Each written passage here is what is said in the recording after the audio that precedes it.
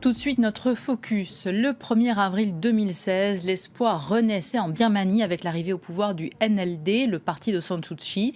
Mais en l'espace d'un an, la dame de Rangoon a perdu de sa splendeur. La répression contre les Rohingyas, une minorité musulmane, suscite beaucoup d'indignation à l'étranger.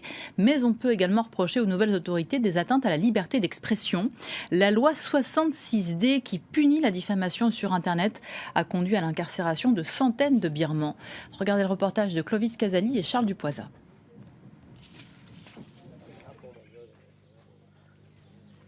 À la pagode de Dagon Sud, Zozo Ong se ressource auprès de moines bouddhistes après 6 mois passés derrière les barreaux. Ce Birman avait osé critiquer sur les réseaux sociaux un député du NLD, le parti d'Aung San Suu Kyi pour qui il avait voté.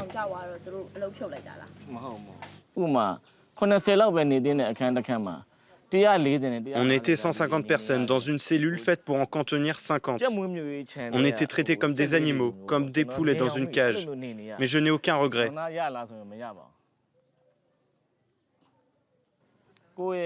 C'était mon droit de citoyen de critiquer.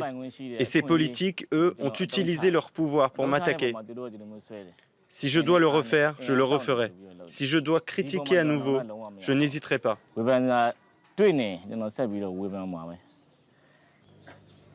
Il a dû quitter son emploi dans une banque et passe aujourd'hui ses journées avec des volontaires à rénover un temple à 2 heures de Rangoon. La spiritualité lui a permis de ne pas craquer en prison et l'a même protégé.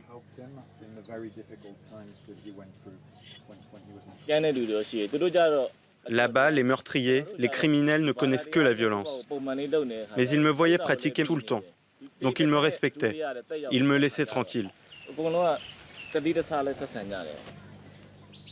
Visé par la loi 66D qui punit la diffamation sur Internet, il aura passé de longs mois en détention préventive avant d'être blanchi par la justice. Des dizaines de citoyens, dont des journalistes et des politiques, ont connu le même sort depuis 1 an. La fin de la dictature militaire a sonné, mais la démocratie prend du temps à se mettre en place. Dans cette ONG, les jeunes Birmans participent à des ateliers sur la liberté d'expression. Au tableau, Wei Wei New répond aux nombreuses questions. George W. Bush et Barack Obama avaient invité cette jeune femme à la Maison-Blanche pour saluer son combat pour la démocratie, elle qui est issue de la minorité musulmane persécutée des Rohingyas. Mi-mars, le prestigieux Time Magazine l'a même présentée comme un des visages politiques de demain. Elle refuse de critiquer Aung San Suu Kyi qui fête ses 1 an au pouvoir. Elle constate néanmoins 7 fois plus d'arrestations pour diffamation que sous le précédent gouvernement militaire. On voit de plus en plus d'arrestations et de peines de prison. À cause de cette loi, la liberté de parole de personne n'est protégée. Le gouvernement, NLD, l'armée ou l'individu lambda. Tous instrumentalisent cette loi pour attaquer leurs adversaires. On a peur que les gens n'osent plus critiquer à l'avenir. C'est un danger pour la démocratie.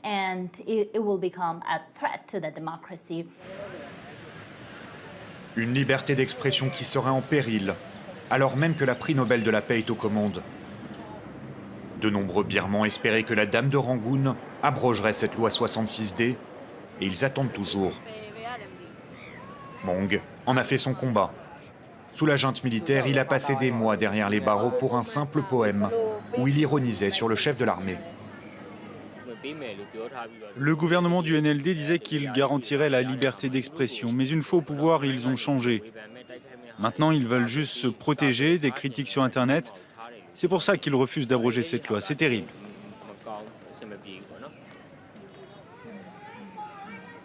Le NLD symbolise l'opposition courageuse à la dictature militaire. Alors depuis le triomphe électoral de 2015, l'attente est forte, parfois la déception aussi. D'anciens alliés d'Aung San Suu Kyi ont choisi de prendre leur envol. Sous des airs nonchalants, ces Birmans pourraient bien jouer un rôle dans le futur paysage politique. Ils s'étaient fait connaître lors de la révolution de Safran, et ils placent leurs pions.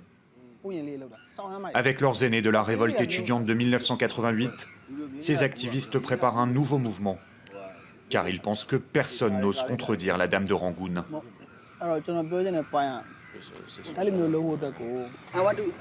Je veux voir un parti avec de vrais principes démocratiques, où la prise de décision est collective.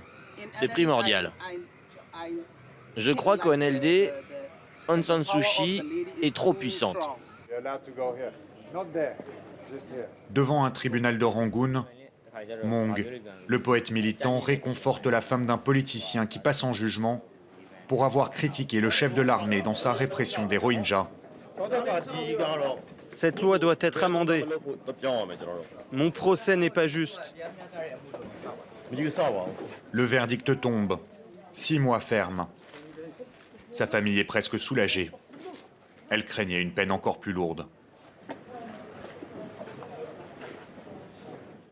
Et j'accueille maintenant mon invité, Sylvie Brieux. Bonjour. Bonjour. Vous êtes grand reporter et écrivain. Vous avez notamment écrit cet ouvrage, Birmanie, les chemins de la liberté, qui est paru il y a un petit peu moins d'1 an. Est-ce que la désillusion est vraiment grande chez les Birmans 1 an après l'arrivée au pouvoir de la LND et d'Aung San Suu Kyi ? C'est-à-dire que les attentes étaient tellement fortes que Aung San Suu Kyi et son nouveau gouvernement ne pouvaient que décevoir. Mais en même temps, le gouvernement fait face à des défis gigantesques. Donc on s'aperçoit qu'il y a une forte déception. Mais les gens ne critiquent encore pas trop Aung San Suu Kyi au sein du pays, dans le pays, parce que ils savent qu'il n'y a pas vraiment d'autres alternatives aussi charismatiques qui puissent fédérer au niveau national et au niveau international. Les critiques, en fait, sont beaucoup plus virulentes à l'extérieur qu'au sein du pays même. Comment se passe la cohabitation avec l'armée qui a encore de nombreux sièges au Parlement, par exemple ? Ça, c'est un défi majeur, puisque, comme vous le savez, c'est la Constitution de 2008 qui est héritée de la junte, qui régit toujours la vie politique du pays. Autrement dit, malgré la victoire éclatante de la LND, la Ligue nationale pour la démocratie, le parti d'Aung San Suu Kyi, en novembre 2015, la vie politique est toujours marquée par l'empreinte de l'armée. Cette Constitution garantit à l'armée 3 postes ministériels clés au sein du gouvernement, qui sont le ministère de la Défense, le ministère de l'Intérieur et le ministère des Frontières. Par ailleurs, 25% des sièges au Parlement sont attribués à des militaires. Un des 2 postes de vice-président est attribué à un militaire. Et ce qu'il faut savoir aussi, c'est que le nouveau président Tin Sho, qui est un proche d'Aung San Suu Kyi, n'est pas le chef des forces armées. C'est le commandant en chef des forces armées qui dirige les forces armées de Birmanie. Alors, dans votre ouvrage, vous vous intéressez à des hommes et des femmes qui veulent transformer la société birmane pour plus de justice sociale ou pour l'égalité des genres. Dans le reportage, on voit Wei Wei-nu, que vous avez vous aussi rencontré, qui est une militante des droits de l'homme. C'est avec des gens comme elle que la société birmane va vraiment changer au cours des prochaines années, à votre avis ? Absolument, parce que l'une de ces, je les appelle les acteurs du changement ou actrices du changement, parce que les femmes jouent vraiment un rôle majeur dans l'avènement de la démocratie en Birmanie. Et beaucoup ont compris qu'ils ne pouvaient pas tout attendre dans San Suu Kyi et que c'était à eux de faire bouger les lignes. Donc Wei Wei-nu fait partie de ces actrices du changement qui essaient d'œuvrer par-delà les divisions ethniques et religieuses pour transformer en profondeur la société, qui est non seulement... les espoirs de démocratie sont non seulement sapés en Birmanie par des guérillas ethniques qui divisent le pays, mais également par une montée du discours de haine, notamment orchestrée par des moines bouddhistes extrémistes. Des gens comme Wei Wei-nu, ils ont quel regard sur Aung San Suu Kyi ? Alors, on l'a vu dans le reportage, Wei Wei-nu ne critique pas ouvertement Aung San Suu Kyi parce que c'est vrai que les Birmans savent qu'ils lui doivent quand même beaucoup. C'est elle qui a mené qui a amené la Birmanie là où elle est aujourd'hui, même si elle déçoit beaucoup.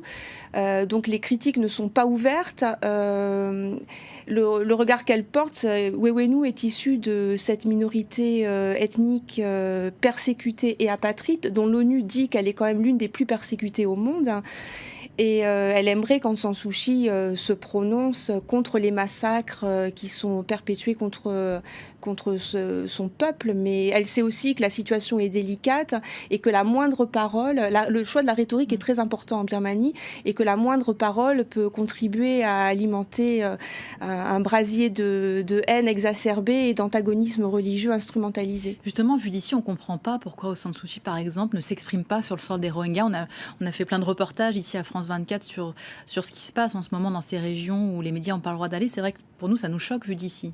Oui, bien sûr, puisque certains évoquent quand même un nettoyage ethnique, donc c'est quand même une tragédie humanitaire qui est extrêmement, enfin c'est vraiment terrible ce qui se passe. Donc moi, je ne peux pas répondre à cette question, pourquoi elle ne dit rien. Donc j'ai posé la question à des gens qui sont sur le terrain, qui travaillent avec des Rohingyas, et je leur ai dit, est-ce que si elle dit quelque chose, déjà quel pouvoir peut avoir sa parole pour arrêter un tel massacre? Et en fait, ils m'ont tous clairement répondu qu'elle n'avait pas de prise sur, déjà en fait, les zones ethniques sont sous le contrôle de l'armée. C'est l'armée quand même qui perpétue ces atteintes aux violations des droits de l'homme, donc ça, elle n'a pas la main mise sur l'armée. Et en plus, il faut savoir que le rapporteur des Nations Unies sur le Myanmar, un des rapporteurs des Nations Unies sur le Myanmar, avait écrit un rapport en décrétant que la haine envers les Rohingyas dans l'état d'Arakan dont ils sont originaires était quand même endémique au sein du gouvernement local, au sein du gouvernement national et au sein de la population en général. Oui, c'est une haine qui dure depuis des décennies, je crois que c'est oui, exactement. Les chercheurs, beaucoup de chercheurs disent que ça dure depuis tout au long du XXe siècle. Il y a eu des affrontements entre Arakanais bouddhistes et Rohingyas musulmans et donc apatrides. Ils sont apatrides depuis 1982. Donc beaucoup de gens pensent que même si elle dit quelque chose, ça ne changera rien et que si elle dit quelque chose, ça peut même mettre en danger sa position au sein du gouvernement puisque l'armée se réserve quand même le droit de reprendre les rênes du pouvoir si elle pense que la sécurité nationale est menacée. Donc si on doit avoir une cible aujourd'hui, ça reste l'armée birmane. C'est-à-dire que tant que la Constitution de 2008 ne sera pas réformée et qu'elle garantira autant de droits à l'armée birmane, tout espoir de démocratie sera vain. Merci beaucoup Sylvie Brieux. Je rappelle le titre de votre ouvrage Birmanie, les chemins de la liberté. C'est chez Albin Michel. Merci à tous d'avoir suivi cette première demi-heure de Paris Direct. Je vous retrouve juste après la pause pour un nouveau journal.